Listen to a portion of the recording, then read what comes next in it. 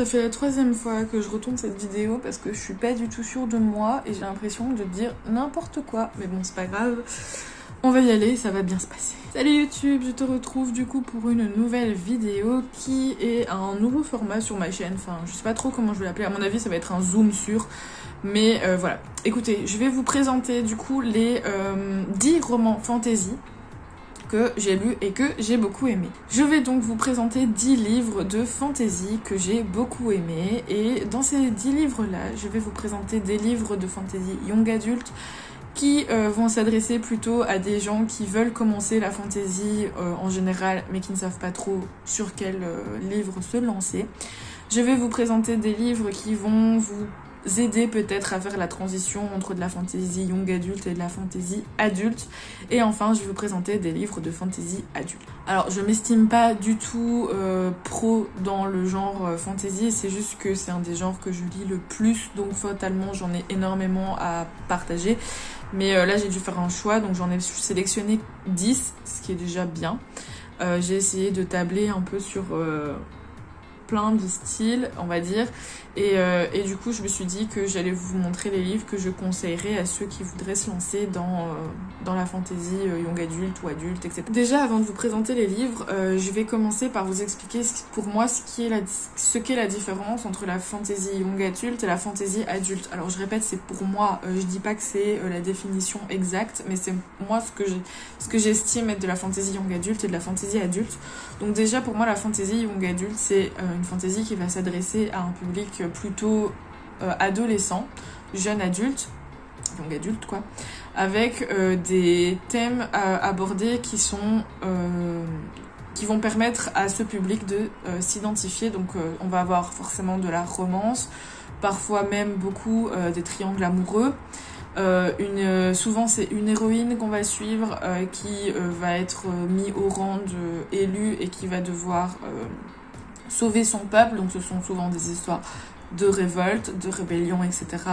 On a de la magie et on a surtout le fait que dans ces fantaisies, pour moi young adulte, même si l'univers peut être très bien développé, etc., avec beaucoup de détails, on va pas tergiverser avec justement trop de détails. Pour moi, ça va être un chemin assez linéaire dans le sens où le héros ou l'héroïne ne va jamais quitter ce chemin et son seul but, c'est d'accomplir sa mission, rien d'autre. Tandis que pour moi, la fantasy adulte, déjà, on va être sur une écriture qui est un petit peu plus complexe.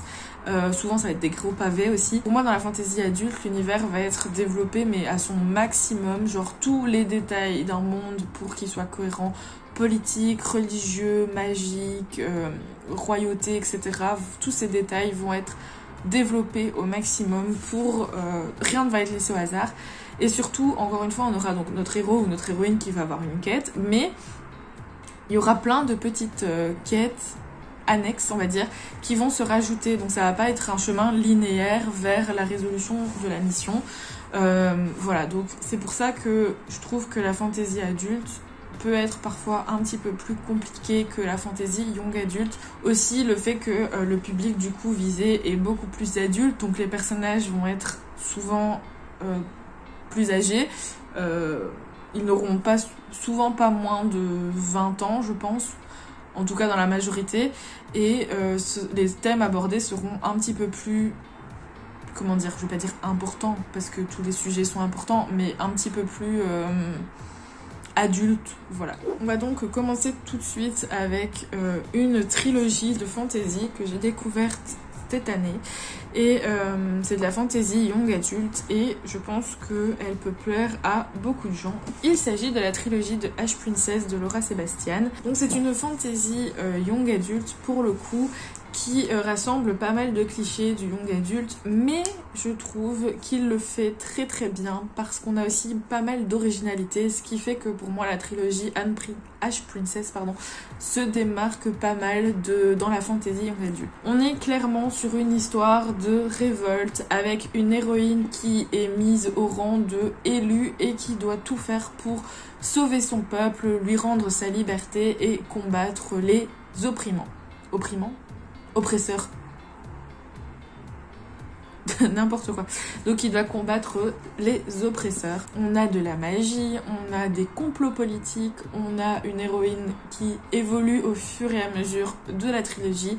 Enfin, tous les personnages en fait évoluent au fur et à mesure de la trilogie, ce qui est un des points forts. Et on a des méchants plutôt incroyables et surtout on a des retournements de situation mais qui sont juste fous. Vraiment, j'ai enchaîné la trilogie mais d'une traite tellement j'ai adoré. C'est hyper accessible, les chapitres par contre sont très longs, on va pas se mentir, ça c'est un des points négatifs, mais c'est assez accessible, l'écriture est assez, j'aime pas dire simple, mais voilà, elle est accessible quoi. L'univers est développé mais juste comme il faut pour pouvoir s'immerger assez dedans et le rendre cohérent et réaliste. C'est une saga qui va droit au but, donc notre héroïne elle a une quête, elle a ses alliés et ses ennemis et elle doit juste... tout ce qui va être fait dans cette trilogie, ce sera pour arriver à cette quête. Et on va pas tergiverser avec des détails, etc. Le premier livre que je vous conseille, c'est donc la trilogie Ash Princess, une young adulte, une fantasy young adulte qui est vraiment très très chouette. Ensuite, là, je vais vous présenter une duologie qui est aussi une duologie fantasy young adulte que j'ai adorée. Il s'agit de Six of Crows de Les Bardugo. Alors je sais, on va me dire qu'il faut commencer par Grisha. Écoutez, moi j'ai commencé par ça, le Grishaverse, et ça m'a pas du tout posé de problème. Et je trouve qu'il est vraiment... je trouve que cette duologie est vraiment mieux que Grisha, donc c'est pour ça que je vous la conseille. Ici, on est plus sur... 6 personnages qui sont en fait des hors-la-loi, donc des voleurs, des espions, etc. Et qui vont être missionnés pour aller sauver quelqu'un, pour aller sortir quelqu'un d'un endroit très très dangereux. Tout ça contre de l'argent. Et en fait c'est ça qui est hyper original dans cette duologie, c'est que nos héros sont clairement des anti-héros. Souvent nos héros veulent sauver le monde ou des trucs comme ça. Ici on a vraiment des héros qui ne pensent qu'à l'argent, qui ne pensent qu'à leur sécurité, qui s'en foutent un peu si leur monde sombre. Tout ce qu'ils veulent c'est l'argent et c'est tout. On s'en fout de ce qu'il peut y avoir à côté. Et c'est ça qui est hyper original et hyper intéressant, parce que du coup on s'attache à ces personnages qui sont pas forcément très moraux, mais ils sont géniaux parce qu'ils ont tous un passé assez lourd. Et puis voilà, j'ai adoré cette duologie.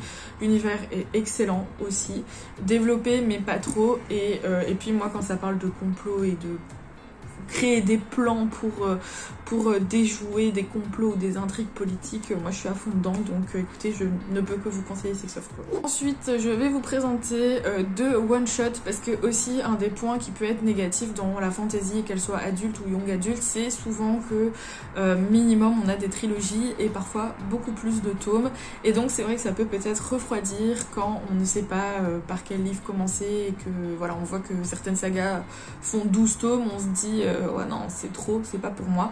Donc je vous ai déniché 2 one-shots que donc j'ai lus et que j'ai beaucoup aimé.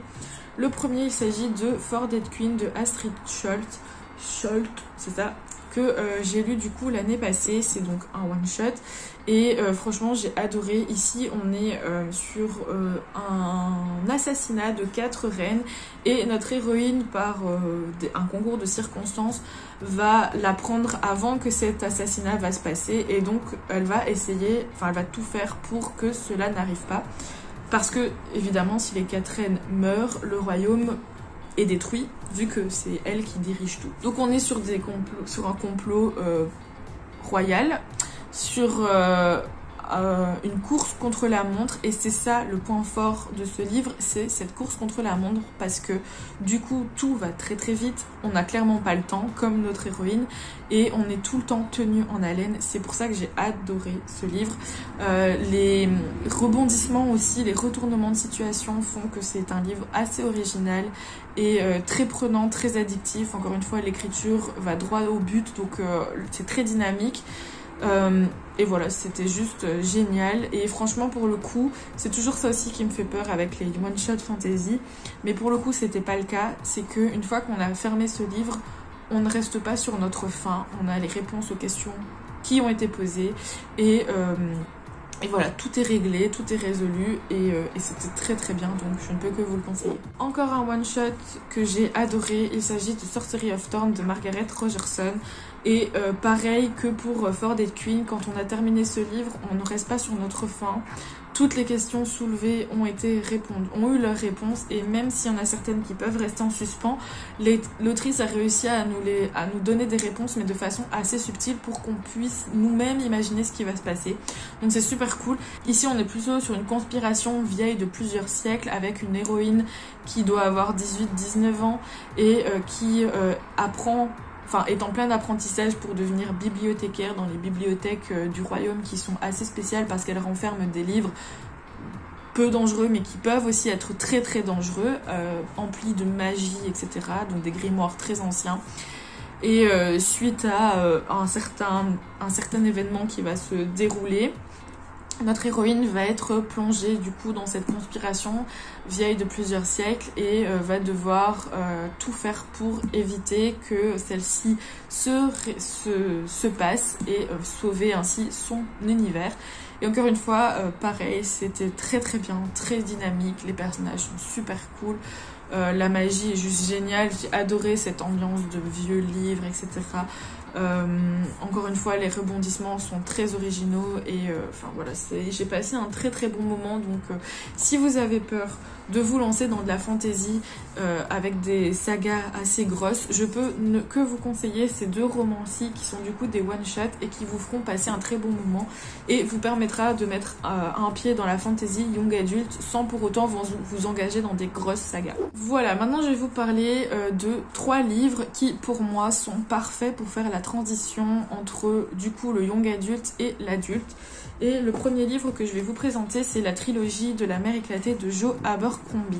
Jo Abercrombie a fait plusieurs livres, je pense que les autres sont peut-être un petit peu plus adultes, mais je vous conseille celui-ci parce que déjà c'est des petits livres, donc 400 pages maximum, et ça met vraiment bien ça nous permet de mettre un pied dans la fantasy adulte sans pour autant être dans trop de détails, trop de complications, etc. C'est-à-dire que, pareil, le chemin est assez linéaire. Notre héros a un but et ne va jamais dévier de ce but. Mais en même temps, on n'a pas cette jeunesse qu'on peut retrouver dans du coup les young adultes. Les personnages sont un petit peu plus âgés, je crois qu'ils ont la vingtaine. On n'a pas forcément de romance, on a des complots qui sont très intéressants, des intrigues aussi très intéressantes. On a des personnages qui sont assez développés et un univers qui l'est tout autant. C'est aussi une atmosphère très sombre et des scènes qui peuvent être un petit peu violentes avec du sang, etc. Des combats très chouettes. Mais par contre, ce qui est bien, c'est que l'écriture, je trouve, est assez accessible pour de la fantasy adulte. Comme je vous dis, l'auteur dans ce livre, dans cette trilogie en général, ne s'embarrasse pas du tout de détails et il donne son univers, mais il donne juste ce que le lecteur a besoin pour pouvoir suivre. Donc voilà, je trouve que c'est un très bon livre pour faire la transition entre les deux, le young adulte et l'adulte. Et voilà, c'est une trilogie qui se lit très vite et qui est très chouette. Par contre, ne vous arrêtez pas au tome 1 parce que je trouve que c'est vraiment le moins bon des 3. Et voilà, je trouve que si vous lisez cette trilogie, lisez au moins jusqu'au tome 2 pour vous faire vraiment un avis, parce que je trouve que le tome 1 n'est pas du tout représentatif de cette saga, de cette trilogie. Toujours pour faire la transition, je vous conseille Nevernight de J. Christophe. Donc ici c'est le tome 1. On est sur... on m'a toujours dit que c'était du young adulte, mais pour moi je trouve que c'est quand même de l'adulte parce qu'il y a des scènes qui sont assez osées, comme des scènes de sexe ou des scènes de combat qui sont très sanguines, on va dire. Donc pour moi on est plus sur de l'adulte, même si notre héroïne est jeune. Encore une fois, on est sur un schéma qui est assez linéaire, même si pour le coup l'auteur parfois fait sortir son héroïne de ce chemin pour faire d'autres missions, etc. Et du coup voilà, c'est aussi une écriture qui est assez accessible, mais il faut quand même être concentré pour tout comprendre et ne pas rater d'événements. Je trouve que c'est aussi un livre qui fait très bien la transition transition entre le young adulte et l'adulte. Donc si jamais, pour le coup il est gros aussi, donc ça peut vous habituer aux grosses pavasses, mais il se lit très facilement, c'est très très chouette, c'est très addictif. Et enfin, le dernier livre que je vous conseille pour la transition young adulte, qui se rapproche quand même un petit peu plus de la fantasy adulte pour le coup, il s'agit de la saga de l'assassin royal de Robin Hobb. Alors là, clairement, il ne faut pas avoir peur du nombre de tomes. Il y en a 13, si on compte juste l'arc de l'assassin royal, sans compter les aventures de la mer, les des anciens, tout ça. Je sais, c'est énorme, mais ça en vaut vraiment la peine. Pour le coup, là, on est sur une écriture qui est très accessible, vraiment très accessible. Mais on rentre un peu plus dans l'adulte, dans le sens où là pour le coup notre héros, en fait on va suivre Fitz de son plus jeune âge pendant toute sa vie. Bon là j'ai lu que les 3 premiers tomes, mais je suppose que ça va être ça, donc on va suivre Fitz dès son plus jeune âge jusqu'à la fin de sa vie je suppose. Et donc ça va être, j'aime bien dire, un peu le comparer à des vlogs, comme ça, on va suivre Fitz dans sa vie, ses amours, ses amis, ses emmerdes, clairement c'est ça. Il a une mission, c'est-à-dire protéger le roi, donc de devenir l'assassin royal. Mais à côté, comme je vous dis, le chemin là pour le coup n'est pas du tout linéaire, parce qu'il va y avoir plein de petites quêtes, plein de petites intrigues qui vont s'ajouter, qui vont enrichir l'univers, qui vont enrichir le récit et qui vont faire qu'on s'attache mais tellement au personnage, parce que clairement on le suit toute sa vie quoi, donc on ne peut que s'attacher à lui. Et donc voilà, pour le coup il faut quand même être assez concentré aussi pour le lire. C'est un niveau au-dessus de Nevernight et de La Mer éclatée, mais je pense que ça fait aussi une très bonne transition parce que ça nous permet de nous habituer à un univers très développé avec plein de détails, un univers qui pourrait très bien être être réel tellement il est bien travaillé avec des personnages qui sont chouettes, tout en gardant une écriture totalement accessible et voilà. Donc je ne peux que vous conseiller l'Assassin Royal si vous l'avez toujours pas lu. Et maintenant je vais passer sur 3 livres du coup qui pour moi sont clairement de la fantasy adulte. Pour les lire je pense qu'il faut un bagage quand même derrière, avoir un peu l'habitude de lire de la fantasy. Et ne pas avoir peur de se lancer dans des pavés avec beaucoup de détails, etc. Le premier que je vais vous présenter, il s'agit de Dragon Blood, donc c'est une trilogie écrite par Anthony Ryan. C'est une des trilogies que je préfère en tout cas pour le moment, et enfin j'ai toujours pas lu le tome 3, d'ailleurs j'ai pas envie de le lire parce que j'ai trop peur de la fin, enfin de quitter ces personnages. J'ai eu un coup de cœur, je ne sais pas pourquoi, je saurais pas vous expliquer pourquoi, mais vraiment je ne peux que vous le conseiller si vous aimez les univers avec des dragons, si vous les aimez les univers complexes et complets. Ici on va suivre 3 personnages différents qui ont un même but, c'est-à-dire lutter contre les déclins de l'Empire, mais ils vont lutter contre ce déclin de façon différente tous les 3 parce que ce sont des personnages qui viennent de milieux différents. On a un voleur, on a un officier des mers et on a une espionne, donc vraiment c'est on a vraiment des personnages qui viennent de milieux et d'endroits différents, mais qui vont essayer d'atteindre le même but, donc empêcher le déclin de l'Empire. Et c'est vraiment super cool parce que, encore une fois, on n'a pas un chemin linéaire. On a un chemin déjà qui est divisé en 3 pour chaque point de vue.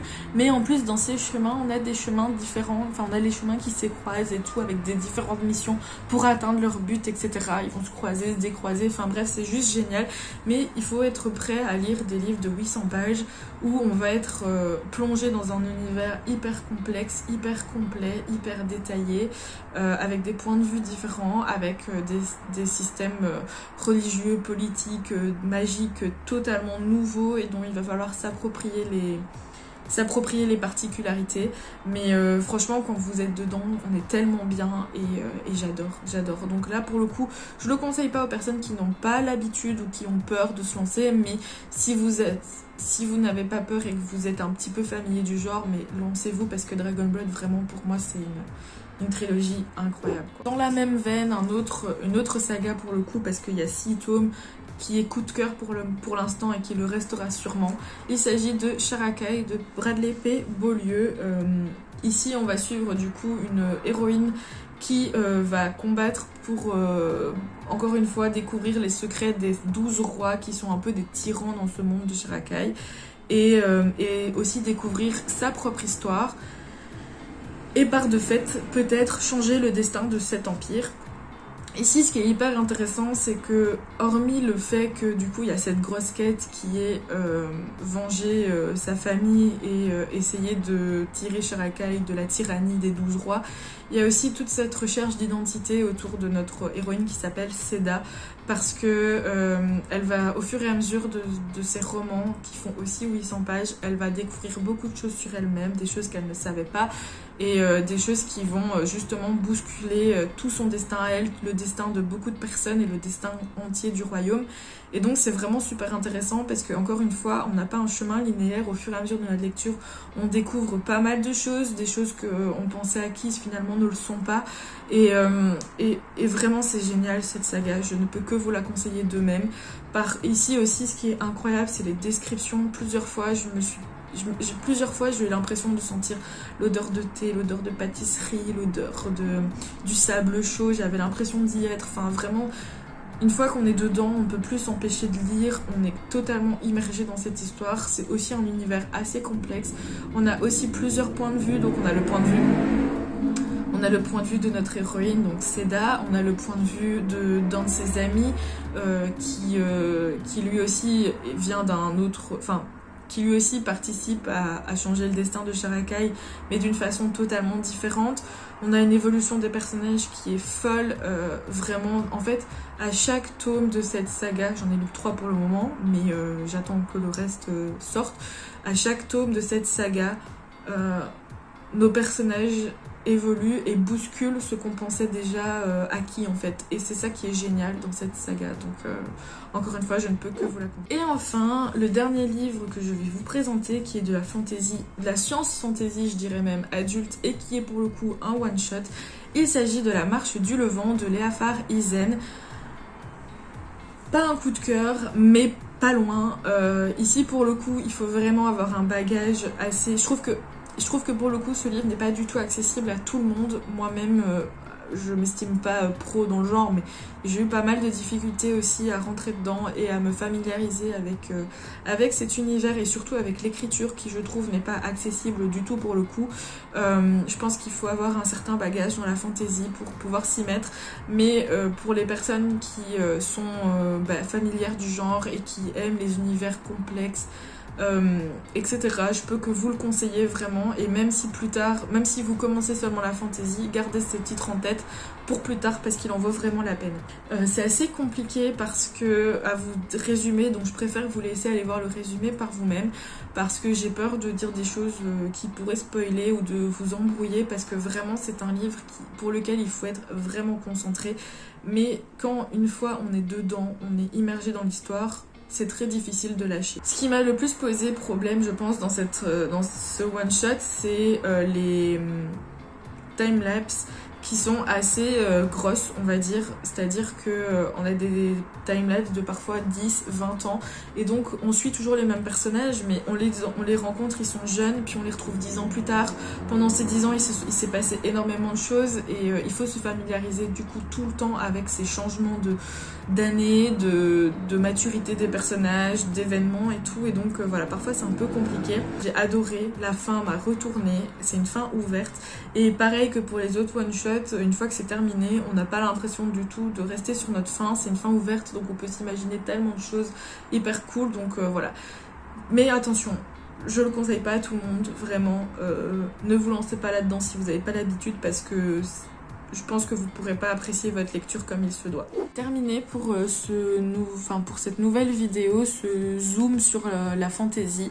J'espère que cette vidéo vous aura plu. N'hésitez pas à me dire, vous, votre top 10 des fantasy young adultes que vous avez préféré, et aussi si vous aimeriez revoir ce genre de format sur ma chaîne, et quel genre littéraire voulez-vous que je traite.